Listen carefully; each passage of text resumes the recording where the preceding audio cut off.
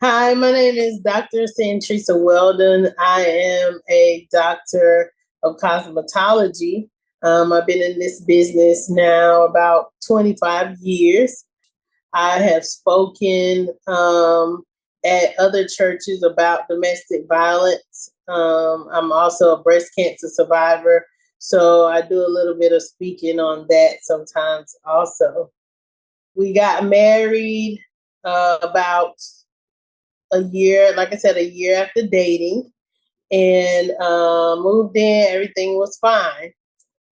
He started having seizures. He would have grand mal seizures where he would convulse and, all that stuff, shaking and everything. So we ended up taking to the hospital. And of course, they prescribed him medication and different things like that to have the seizures subside a little bit. Going in about a half a year, um, he started getting aggressive and trying to get, just saying things, saying I was cheating on him. Of course, I wasn't. Well, one night in June of 2017, it's the NBA playoffs. I'll never forget it. My husband comes in the house and he's saying, "Oh, you cheating on me, and I got the video." He's like, "That's you, that's you, that's you." I'm like, "No." Then next thing I know, he proceeds to check me and to see if I had done anything. Of course, I had nobody but him. And then he goes in the room next where my brother is sleeping and punches my brother in the face. I tell him he got to get out. So about 2 weeks passed, finally looking at his medication. And the medication says seeing and hearing things that aren't there, hallucinating, aggressive behavior, different things like that. And I'm like, oh my God, I got to get my husband some help.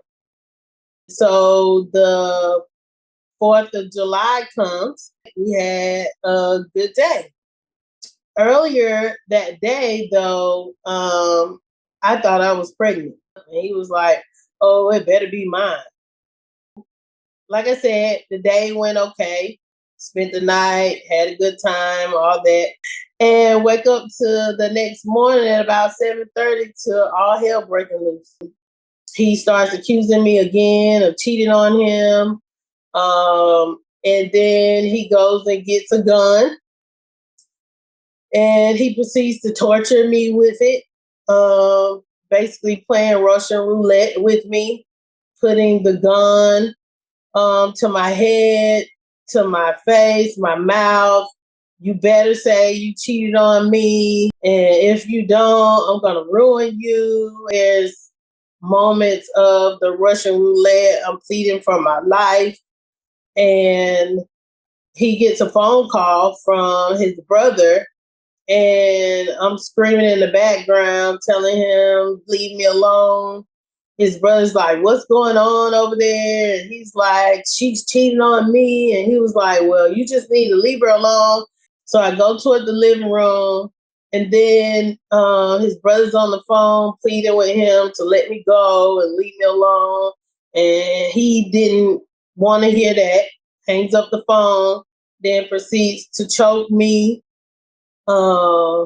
and beat me, hit me with a bat.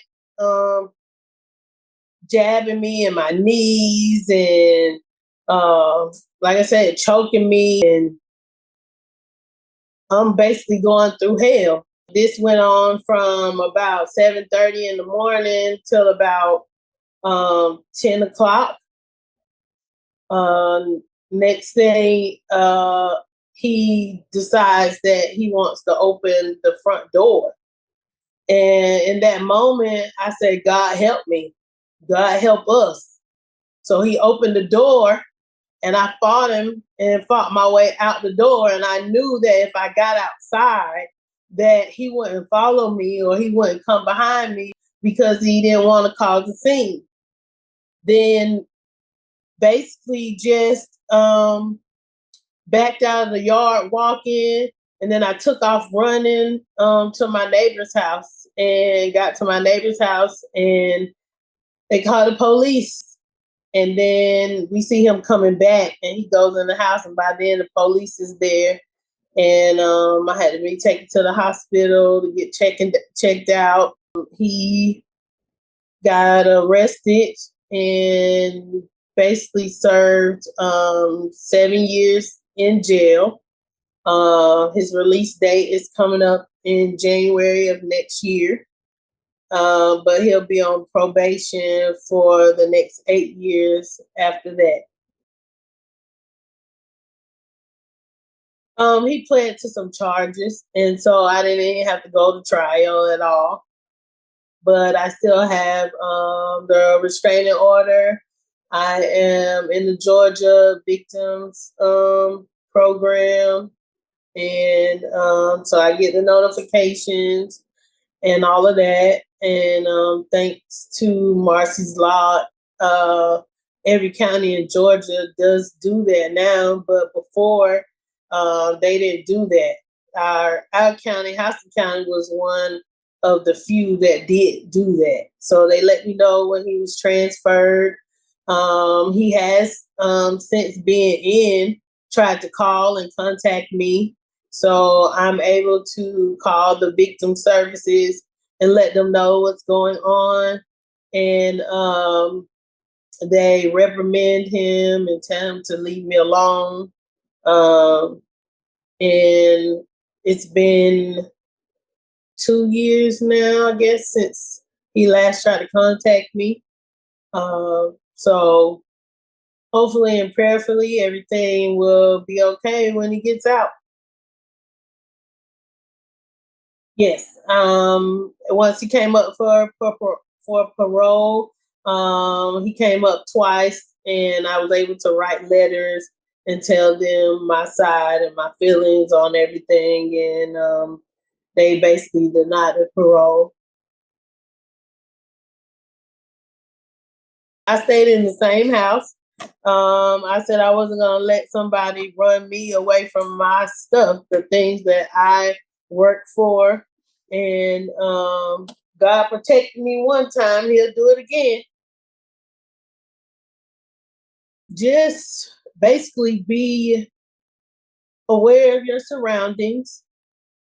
Know where you are at all times, meaning what's near you, exit plans, having strong faith in God, and fight. Basically, just fight back.